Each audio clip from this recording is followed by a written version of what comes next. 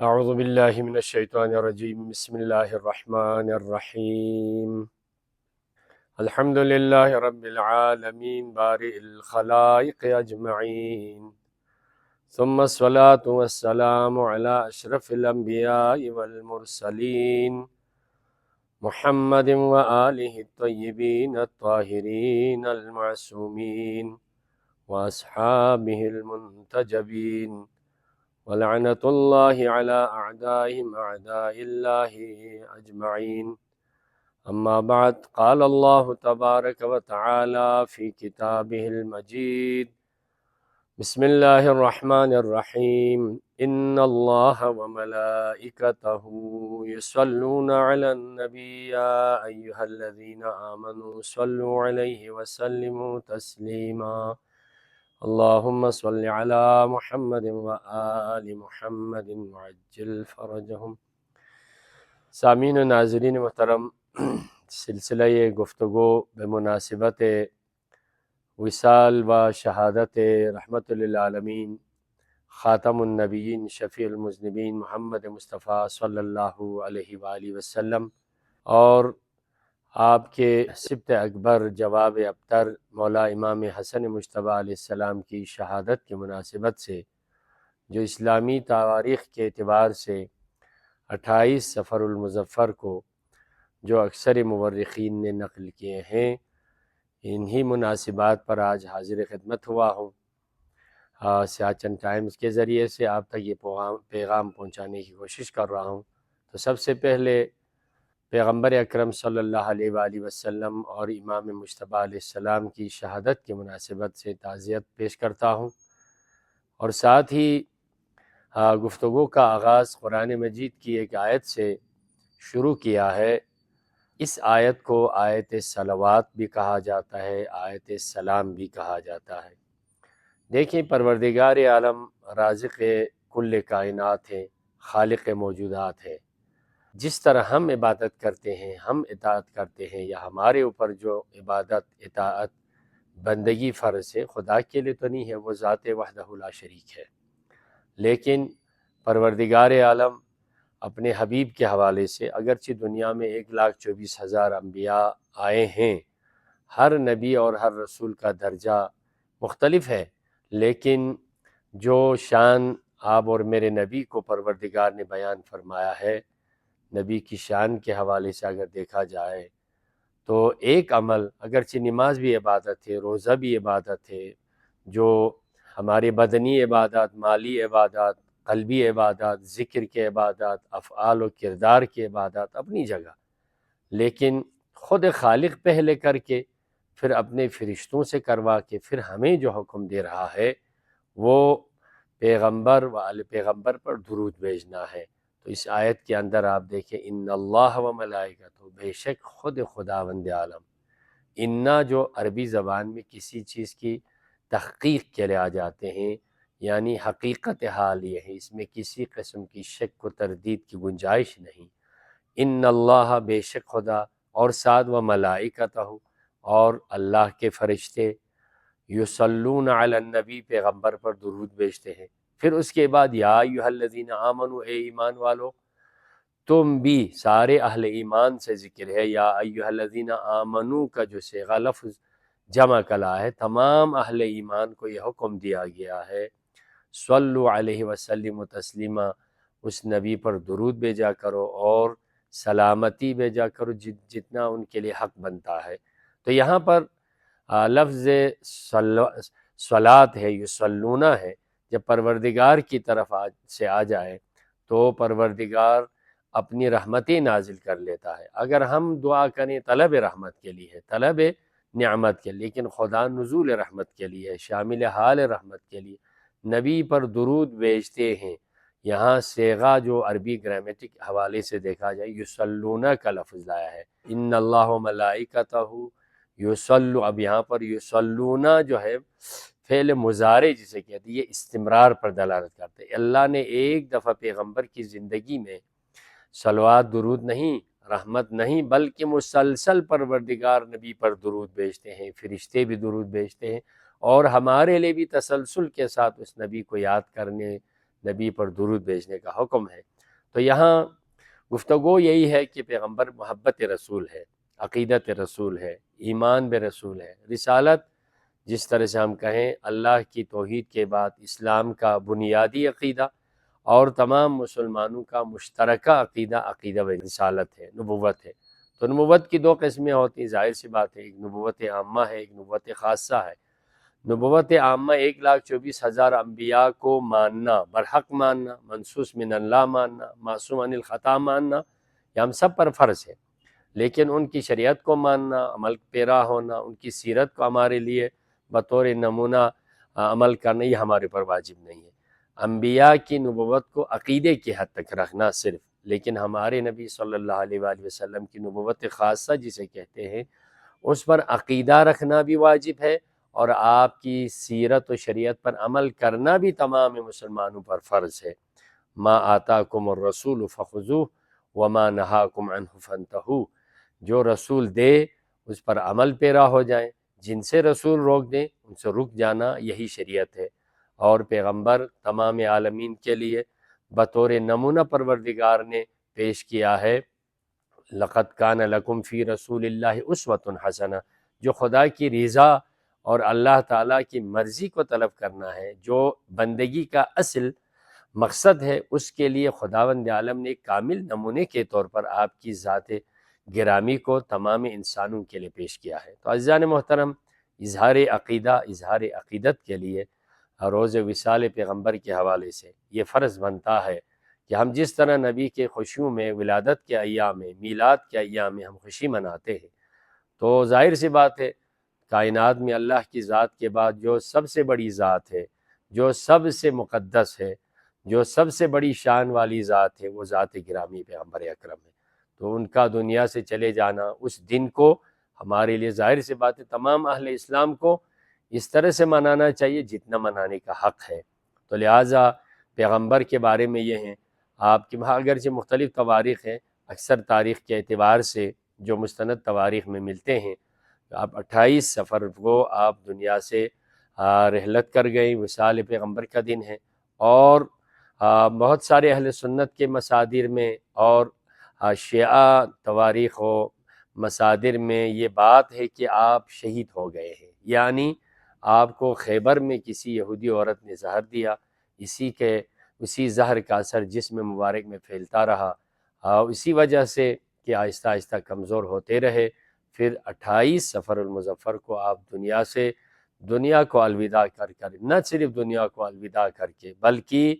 دنیا کو تاریک بنا کر، یتیم بنا کر دنیا سے چلے گئے۔ وہ دن کیا دن ہوگا، مدینہ میں کیسا دن گزرا ہوگا، اور آج اہل اسلام کو اس دن کو کیسے منانا ہوگا، اس دن کا تقاضا ہے، انہیں یاد رکھنا چاہیے۔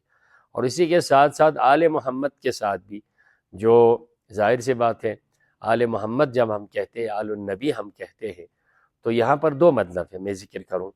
الحمدللہ تمام مسلمان پیغمبر اکرم کی ذات کے بعد جو درود کے حوالے سے ہے، صلوات کے حوالے سے، جس طرح حکم خدا ہوا تو خود خدا درود بھیجتا ہے نبی پر، اور نبی صلی اللہ علیہ وسلم کی روایت بھی ہے، تم درود میرے اوپر ناقص درود مت بھیجا کرو۔ تو کسی نے سوال کیا، اللہ کے نبی آپ پر ناقص درود سے کیا مراد ہے؟ تو آپ نے فرمایا، مجھ پر درود بھیج کر میرے آل کو مجھ سے الگ مت رکھنا، میرے آل کو بھی شامل رکھنا۔ اسی لیے اللہم صلی علی محمد وآل محمد ہم سب پڑھتے ہیں، اور نہ صرف پڑھتے ہیں بلکہ یہ فرض ہے، یہ اجر رسالت قرار دیا ہے۔ تو اب نماز میں دیکھیں، نماز میں جب تک تشہد کے اندر تمام مسالک، تمام مذاہب کے اندر جب تک آپ محمد و آل محمد پر درود نہیں بھیجیں گے، اگرچہ مختلف جگہوں پر مستحبات میں ہیں یہ جو سنت ہے، لیکن جہاں نماز کے تشہد کی بات آتی ہے تو تمام مسالک اسلامی، تمام جو علماء کرام ہیں، فقہاء اسلام ہیں، سب اس بات پر اتفاق ہیں کہ درود محمد و آل محمد دونوں پر بھیجنا واجب ہے۔ اگرچہ درود صحابہ کرام قابل احترام ہے، لیکن درود میں نہیں ہے۔ درود میں جیسے کہ امام شافعی کا ہے، یا آل بیت نبی حبکم، اے آل رسول آپ کی محبت، فرض فی القرآن انزل، یہ قرآن کے اندر واجب قرار دیا گیا ہے۔ تو اس میں اندر یہ اس کے آپ آل محمد کی شان کے لیے صرف یہی کافی ہے جو شخص نماز میں محمد و آل محمد پر درود نہ بھیجے، من لم یصلی علیکم لا صلاۃ لہ، اگر آل محمد پر درود نہ بھیجے تو اس کی نماز ہی نہیں ہے۔ یعنی ایک امام شافعی فقہ کے بہت بڑے امام ہے، ان کا یہ حکم ہے، ان کا یہ نظریہ ہے، ان کا یہ فرمان ہے کہ محمد و آل محمد یعنی پیغمبر کے ساتھ آل محمد کو بھی رکھیں۔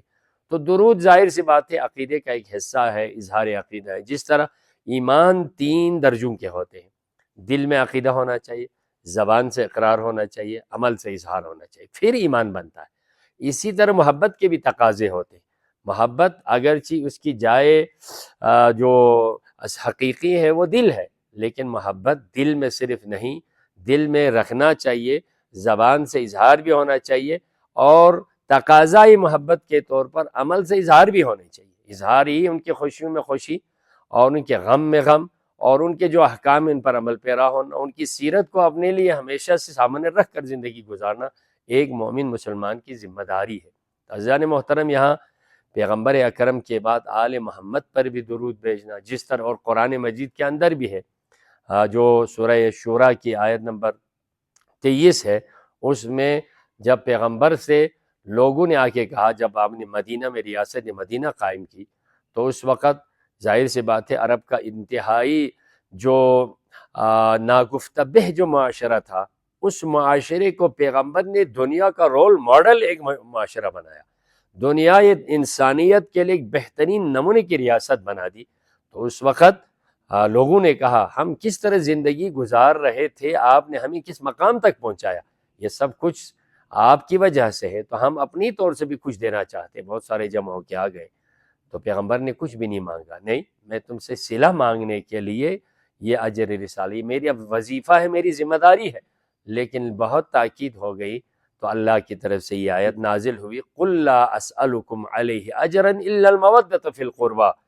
اگر حبیب یہ لوگ آپ کے پاس آ کر اجر رسالت میں، یعنی دین کو پہنچانے، شریعت پر عمل پیرا ہونے، ایک اسلامی سوسائٹی کی تشکیل پر جو اہل عرب کو انتہائی بہت بڑا مقام اور حیثیت ملی تھی، اس کے عوض اگر کچھ دینا چاہتے ہیں،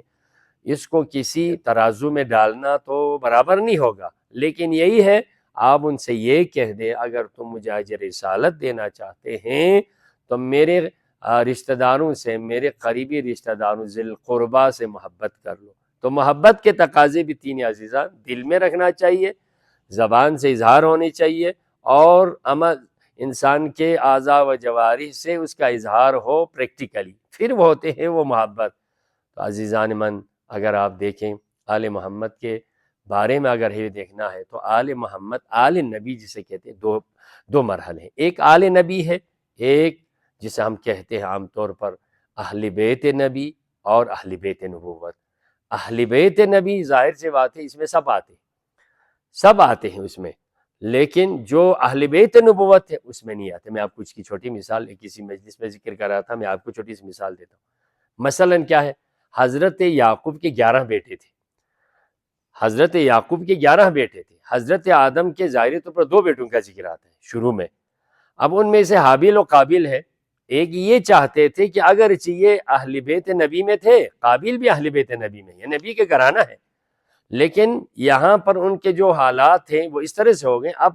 نبی ایک اہل بیت نبوت کے لیے ایک کو انتخاب کرنا چاہتے تھے۔ اہل بیت نبی میں ویسے بھی ہے، نبی کے گھر والے میں ہے، لیکن اہل بیت نبوت جو ہوتا ہے وہ الگ سے مقام ہوتا ہے، تو اس کے لیے اہل چاہیے ہوتی ہے۔ تو لہٰذا یہاں جس طرح آدم کی 2 اولاد کے حوالے سے، حضرت یعقوب کے بارے میں ایک یوسف علیہ السلام بھی اولاد یعقوب ہے، باقی 10 جو اولاد ہیں، بھائی ہیں، وہ بھی ہیں۔ اگر ان کو دیکھا جائے تو ظاہر سی بات ہے باقی 10 اہل بیت نبی ہیں، لیکن جو نبوت کے جو اہل ہے وہ حضرت یوسف تھا۔ اسی طرح پیغمبر اکرم صلی اللہ علیہ وآلہ وسلم کے بھی اہل بیت نبی ہیں، ان میں سب آتے ہیں، لیکن ان کے ساتھ اظہار عقیدت ہونی چاہیے۔ لیکن جہاں اہل بیت نبوت ہے وہ عصمت کے درجے پر، وہ اہل بیت نبوت جو ہوتے ہیں وہ طہارت کے مقام پر ہے، تو ان کے لیے عقیدت کے علاوہ عقیدہ رکھنا بھی ضروری ہے۔ لہٰذا عقیدہ جزء ایمان ہوتا ہے، اور عقیدت ایمان کے اظہار کا ایک ذریعہ ہوتا ہے۔ اس لیے امام مجتبیٰ علیہ السلام، امام حسن علیہ السلام، حضرت علی علیہ السلام، حضرت فاطمہ زہرا سلام اللہ علیہا، یہ اہل بیت نبوت میں ہیں۔ تو ان کے بارے میں عقیدہ رکھنا، جس طرح سے اللہ تعالیٰ نے بھی حکم دیا ہے، یعنی اللہ تعالیٰ نے اجر رسالت قرار دیا ہے، اور دوسری طرف دیکھا جائے تو صلوات میں بھی شامل ہے جو آل محمد ہے، تو یہ عقیدے کا حصہ بھی، عقیدت کا حصہ بھی ہے۔ تو آج اگر ہم پیغمبر اکرم صلی اللہ علیہ وسلم کے وصال کے دن، تو ایک اظہار یہی ہے کہ انسان کو کیا ہونا چاہیے کہ انسان کے لیے غم کے دنوں میں غم ہونا چاہیے۔ آج اگر آپ اہل بیت نبی کے لیے جو غم ہے، حضرت زہرا سلام اللہ علیہا بابا کی وفات و شہادت کے بعد آپ پر اتنے مظالم ڈائے گئے امت کی طرف سے، حضرت زہرا کا وہ مرثیہ مشہور ہے کہ آپ فرماتی تھی سبت علی مصائب لو انہا سبت علی الایام سرنا لیالیا، بابا آپ کی رحلت کے بعد، آپ کی جدائی کے بعد تیری بیٹی پر اتنے مصائب آن پڑے، اگر یہ روشن دنوں پہ پڑ جاتے تو رات میں بدل جاتے، لہٰذا اتنی تکالیف نبی کی بیٹی پر، تو ظاہر ہے ان کے غم میں غم کا اظہار ہونا چاہیے۔ خود نبی کی شہادت کتنی بڑی، وفات و وصال کتنی بڑی مصیبت ہے حضرت زہرا کے لیے، مسلسل روتے رہے تقریباً ڈھائی مہینے سے 3.5 مہینے تک روتے رہے، اور آپ کی کمر خمیدہ ہو گئیں۔ اور اسی طرح حضرت امام مجتبیٰ علیہ السلام کی شہادت پر حضرت زہرا کی بیٹی ثانی زہرا عقیلہ قریش ام المصائب زینب کبریٰ بائی کے جنازے پر فریاد کر رہی ہوتی ہیں، اور آپ یہ دیکھیں تاریخ اسلام میں ہے، کہیں پر بھی کوئی نہیں ملتا کوئی جنازہ گھر سے نکلا ہو دوبارہ گھر میں واپس آیا ہو تو جناب زینب یہ فریاد کر کے بار بار بائی کے جنازے پہ بین کر رہی ہوتی تھی، بائی کہیں پر بھی تاریخ میں ایسا نہیں ہوگا، کوئی جنازہ احترام سے اٹھیں پھر گھر واپس آ جائیں، لیکن گھر واپس آتے بھی اسی طرح نہیں، گھر سے جنازہ سالم نکلا تھا لیکن واپس آتے ہوئے 3 باران ہو گئی۔ مسلمانوں کی حالت، تو آل محمد مظلوم ہے، ان کی مظلومیت کی داستان کو ذکر کریں تو شریعت زندہ ہوتی ہے، شریعت کو زندہ رکھنا ہے تو جس طرح خوشی کے ایام مناتے ہیں، غم کے ایام کو منانا ہم سب پر اجر رسالت کا فریضہ ہے۔ پروردگارہ محمد و آل محمد کے صدقے میں، خاتم النبیین کے عظمت کے صدقے میں، حسن مجتبیٰ کی مظلومیت کے صدقے میں عالم اسلام کے مسائل کو آسان کر دے یا اللہ۔ پروردگارہ ملت مسلمہ کو مشترکات کی طرف توجہ دینے کی توفیق دے یا اللہ۔ دشمنان اسلام جہاں کہیں بھی مسلمانوں کے خلاف برسر پیکار ہیں، ان کو تیرے قہر و غضب سے اگر قابل ہدایت نہیں ہے تو ان کو نیست و نابود کر دے یا اللہ۔ وطن عزیز پاکستان کو،